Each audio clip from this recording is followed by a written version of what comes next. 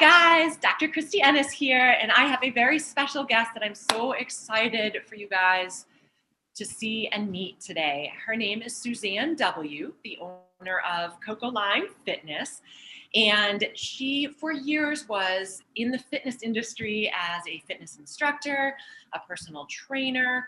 She has had and is still going through her own fibromyalgia and pain journey. And she's worked very hard and very smart, I want to add too, on getting fitness back into her life.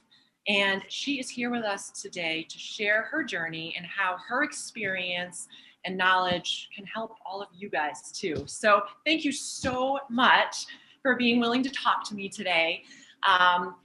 Fibromyalgia is such a tough illness. As we had chatted a little bit before, sometimes people don't even know what it is. It's hard to get a diagnosis. So for you, how long ago were you diagnosed and what were your initial symptoms?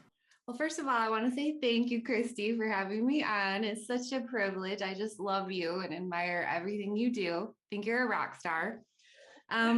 Okay, so yeah, it started a long time ago. As you know, with having a chronic illness, it kind of sometimes it just evolves, it grows over time. And I had symptoms for as long as I could remember of fatigue and little bits of pain here and there.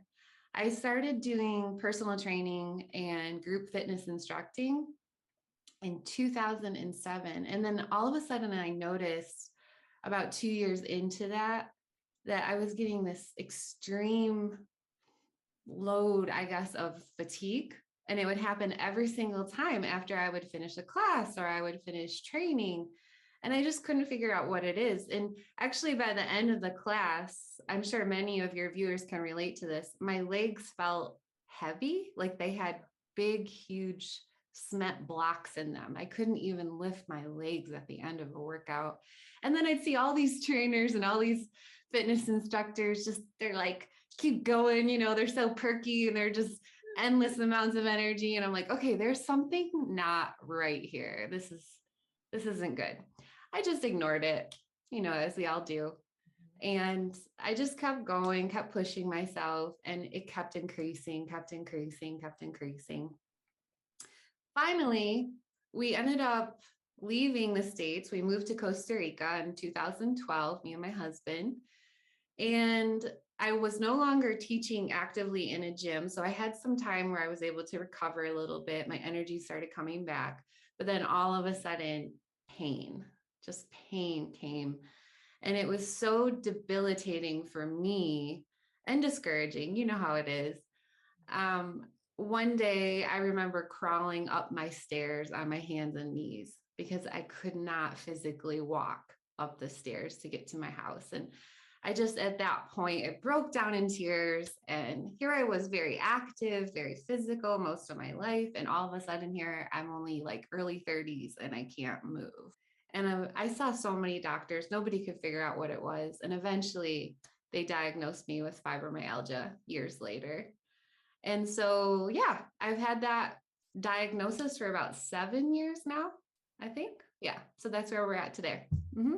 Curious, because you mentioned, you first really noticed some of these symptoms after teaching some classes. Do you feel like pushing your body maybe led to some of these symptoms, which then led to the diagnosis too? I really do think that. I think I was always one of those people that felt like I was never doing enough physically. I had battled with eating issues when I was younger, like many women do. And kind of that perfectionism mindset, it was like I always had to improve myself, always had to be better. And I would just push. And I think that kind of, led into that mentality was there with me when I started training, and it wasn't good. And my body didn't like it. My personal body didn't like it, and I wasn't listening. So yeah, I definitely think it did contribute to a lot of the issues that I have today. Yeah.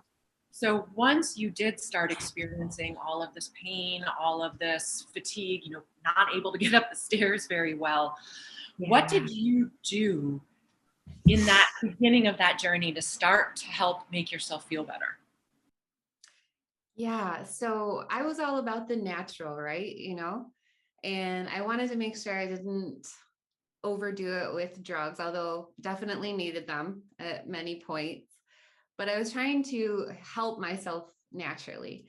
And I had read a lot of things that said the right kind of exercise and the right amount of exercise is really beneficial for lessening the symptoms and pain associated with fibromyalgia, right? And so I would start to exercise like many of us do. And I kept crashing. I kept crashing over and over and over and over again. So then I would go to, the stretching and the yoga, but I never really felt satisfied because I wanted to be more active. I wanted to do weights and cardio and all these different things. So what happened was through frustration, I basically just started creating my own workouts for myself. And I went through a lot of trial and error, Christy. I mean, I'm going to tell you, there were so many times that I just overdid it and crashed and couldn't move for 2 weeks. So I definitely made mistakes. But after I think it was about a year of just trying different things over and over and over again, different methods, I found this sweet spot. I was like, wow, I feel good. Like I don't feel bad. I don't feel fatigued. I feel energized. I feel like I could do normal everyday activities. It was amazing. Gosh, And so yeah. And so I was like, okay, there's something to this. And it was definitely related to the way I was exercising. So yeah. and are you able to share, because you said you found that sweet spot, what did that really mean as far as an exercise standpoint, if you're able to share that? Yeah, I think it's kind of, like a recipe. There's all these different ingredients that make it taste good, but if you're missing one of the ingredients, it just falls flat, right? So I felt like that with the method that I use now. I would make sure that I added all these different ingredients, and if I took one out, then it didn't work. So my method really is I make sure I never do repeat exercises ever, to put less strain on the body. I never do any impact. I never do high intensity ever. And the way that I do the exercises, I keep a really tight, close range of motion with a lot of the exercises so that I don't put any excess stress, on my body. And it's been like gold. It's been amazing. I'm so happy with it. And I know it probably isn't for everybody, but for me and the people that use it, I really feel good about how it's helping, and it just seems to work consistently. So, yeah. Well, that's awesome, because all of those components that you mentioned are important for everybody, whether you have fibromyalgia, Mhm. whether you are Yeah. healthy. You do need to have all those components to make a good workout for your muscles, for your heart. One of the things that I found for my patients, and I'm curious on your viewpoint on this too, is Mhm. that even just alternating body parts, as well as kind of that limited range of motion, have you found that to be? Yeah, yeah. Making sure I really balance with every exercise I do. Like if I work, the front of the body, then I make sure the next exercise I do is like the back of the body. And then the next exercise is the side body. So that way your body is constantly, evening out with everything that we do. And it also helps increase with balance. I try to use a lot of exercises that help with the little teeny sister muscles that we often avoid, right? Yeah. Yeah. And that seems to be really beneficial as well, just balancing everything out nicely. And do you find for you and for your clients that it is more beneficial to do little pieces of something every day or multiple times a day? Do you have a system that you find works best for you, in other words, time wise? Wow, that's a good question. I would say everybody is so unique. Very true. And I think what works for me may not work for the next person or the next person. So, what I encourage my clients to do is just every day when you wake up, listen to your body, you know? Yes. And if you wake up and you're like, oh, I'm so fatigued, I'm in so much pain, do something really, really gentle that is like dessert for your body. Just treat your body good and it will treat you good back, you know? So, but if you wake up and you feel like, okay, today I have a good amount of energy, I feel better, then you can do one of my regular workouts, you know, where it's like toning or cardio, but just go slow, pace yourself. And in all my routines, if they're over 10 minutes, I always have a minute break in between where they can kind of stop and evaluate, how am I feeling? Am I more tired now than when I started? Am I more in pain now than when I started? And if they evaluate that, yes, they are, then they're encouraged to stop and come back later in the day or come back another day. So it's like a constant process of evaluating yourself. And that seems to be working well for everybody. Oh, that's great. And that's, again, very important because sometimes you go through a routine and if you're not really paying attention, you get to the end and then you're sore or uncomfortable for the next 3 days, which doesn't do anybody any good. Yeah, exactly. I have always found too that even if you can't do maybe one of your toning, videos, it is still important to get some type of movement. Like you said, Yeah. listening to your body, right? But would you agree also that, some form of movement throughout the day is a beneficial factor? Definitely, Yeah. definitely. Even if it's just stretching, Hmm. stretching it's movement and it's good for your body. So just do something. That's what I encourage because the less we move, the more stiff we become, right? So, and you know this so well with your job. So, yeah, I really feel like it's very important, but the amount of time, I don't usually stress that. You know, it's more about just do something. Yeah. No, and I love that cue because I actually use it all the time too, right? Yeah, I noticed. Yeah. um, check in with yourself. And like you said, that applies for movement, that applies for strength, that applies for cardio. So it's great that you include all of that, which then leads me to tell me a little bit more about, the programs that you're offering right now. Yeah, so that's been really exciting. I'm just so proud of this. My husband and I, we've been working really hard on these programs for the last, I think it's about 3 years. The first program that I came up with about 3 years ago was a full body fitness program. You know, it encompasses nutrition tips, lifestyle tips that are specific for people dealing with chronic pain and fatigue. And then it includes a allergy friendly recipe book, exercise modifications, 18 downloadable workouts, and then an interactive fitness schedule that they can do either in 90 days or they can spread it out to however long they need based on what their body requires, right? So it's designed to work with your limitations and be effective even if it takes you a long time to complete. You know what I mean? Yes. So that one's really fun. And that's a great program to do if somebody just needs 100% guidance. You know, they want somebody to tell them what to do every day. But then we also, just last year, we made a workout channel on our website. It's a subscription service, but all of my workouts are there now. So I have 100 plus workouts and new workouts added every month. And they're really fun because there's such a variety, right? There's toning and cardio and body weight and seated and standing. And, so it appeals to people with different tastes and needs. And we just added something new this year. We added themed fitness schedules that we put out every single month. And they build up over time, so they never disappear. People can go back and pick the ones they want, but it's really fun because it gives people a goal to reach for every month. So yeah, I'm very excited about it. And it's been a labor of love, definitely. Oh my goodness. But everybody who has supported us and supported me through these crazy ups and downs, oh, I just want to do it for them. They're amazing. They keep me going. Yeah. That's awesome. Um, do you also, with this program, you said you add videos monthly. So is that one video that you add every month or does it vary per month? I usually add 2 videos a month. Okay. Yeah, I try to do 2 videos a month and then try to do little short previews of the workouts on YouTube. So that's what I started doing this year, was just adding like 5-minute previews of some of the workouts. Looks like you have some previews also on Instagram. Sure. Yeah. Right? But I do certainly have some exercises on there as well.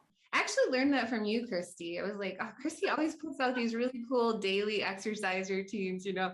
So I thought that's a great thing I could do. I have the hardest time with social media. I don't know if you do. I'm like, I can't think of content. So I thought, okay, that's a great way to provide value, you know, for people that are following me, but also give a preview of what's happening, you know, on our website with our workouts.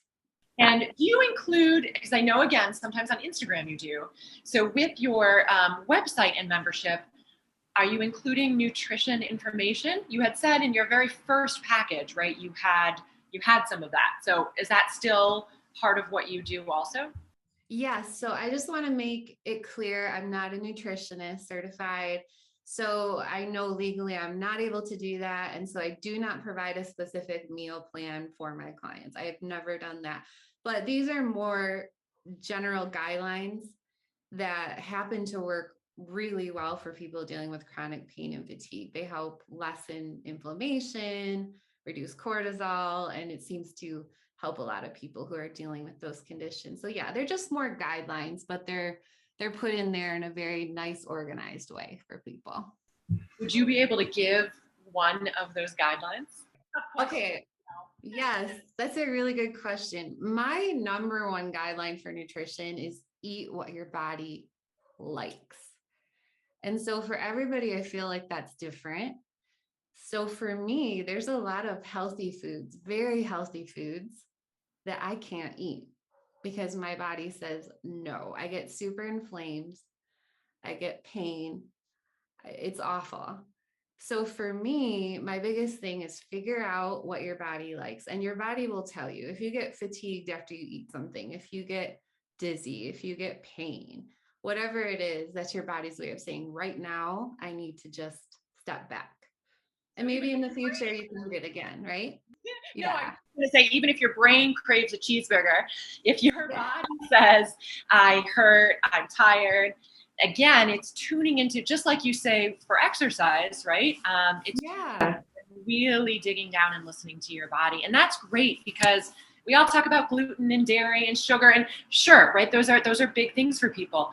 But like you said, it may be different foods for every different body. It could be broccoli, the healthiest food, right? Yes. Yeah. So I think that's huge for people to hear and understand. Yeah. And yeah, that was a revelation for me as well. I was like, but they're healthy. They're healthy foods. Why can't I eat them? Why do I feel bad? So. And have you noticed too, as time has gone on, have you been able to add foods back into your diet? Yes. I've been able to add several of the foods back that I couldn't eat before as my body started to heal and inflammation lessened and I healed my gut. That's a really big one, right?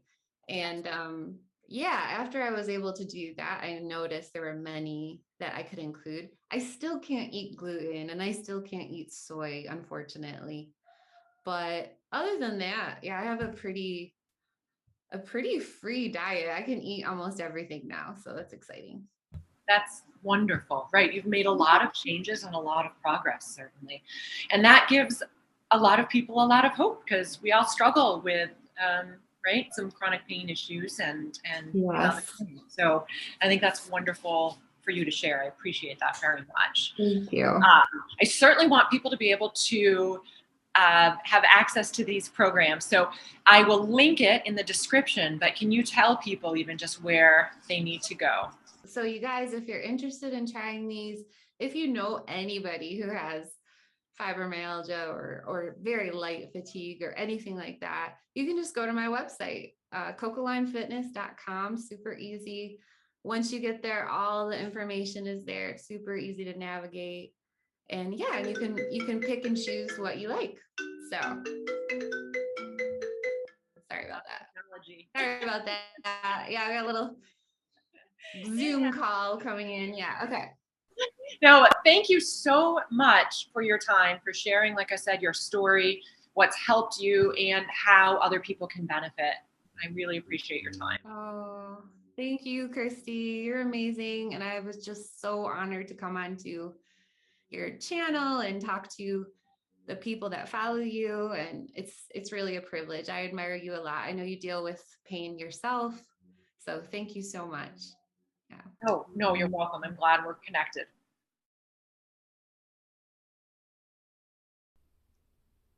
Hi, Christy. I wanted to share with your viewers 3 sample exercises that I like to use in some of my workouts. These are all body weight and they're all seated, so you can do them even if you're having sort of a fatigue or pain day. They're so much fun and they're so effective because they incorporate toning with a little bit of cardio. This one is upper body only. You're going to swing both your arms up and then pull those arms back almost as if you're pinching your elbows together. You'll notice really quickly that your shoulders and your upper back are starting to burn here. I like to do 40 seconds of work, usually with every exercise and a 20-second break in between for people to rest, recover, and learn the next move. Love it. The second exercise I want to share with you today is your upper body and your core. This one is so great if you have trouble doing planks, crunches, any of the traditional ab exercises most people have trouble doing. And here you're going to keep your arms at a 90-degree angle. You're going to bring them in and out. And then as you can see, you're making your back into a big C curve, squeezing your abs every single time you drop those arms down. This one is so great, but you do have to remember to inhale and exhale at the proper times. You don't want to pass out here. But as you can see, we're moving kind of quickly again. So your heart rate does come up a bit, but not too much to the point where you feel exhausted. The final exercise I want to share with you is for your lower body. And again, this one is great if you have a hard time doing squats. It works the top of your thighs, your quadriceps. But if you'll notice right here, we're going to be including a stretching exercise along with the toning exercise. It feels so good. It helps you to shape up without having too much pain after you're finished, especially if you're somebody who doesn't love to do a lot of stretching. It's nice to do the stretching along with your toning. It's so effective and so much fun. And as always, I always encourage everybody to listen to their body. If you can't come as far forward as I'm showing you here, that's totally fine. All right, that was it. That's all I wanted to share with you today. I had so much fun with the interview, Christy, and I look forward to meeting some of you in the future. Take care.